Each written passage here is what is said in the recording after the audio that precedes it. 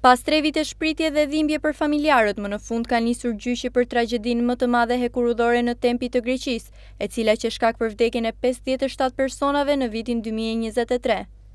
Kujtojmë se mes viktimave ishte edhe 22 vjeçari shqiptar Denis Ruçi, babai i cilit gjatë vitit të kaluar qëndroi në grevurie për ditë të tëra.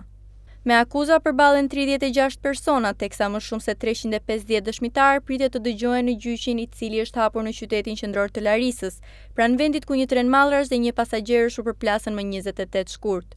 Shumica e të vdekurve ishin studentët cilët po ktheheshin nga një fundjavë karnavalesh. Kujtojmë se para se të hapej gjyqi, Pavlos Aslandis, i cili humbi të birin 26 vjeçar Dimitris, e njëkohësisht është udhëheqës i shoqatës së familjeve të viktimave, është shprehur se ky gjyq po fillon me vonesë të madhe, ajo që duam është ndëshkim shembullor për ata që janë përgjegjës. Mes të akuzuarve janë menaxheri i stacionit, i cili ishte në detyrë natën e aksidentit, zyrtar të tjerë si edhe 2 ish-punonjës italian të kompanisë nëntoksore të trenave.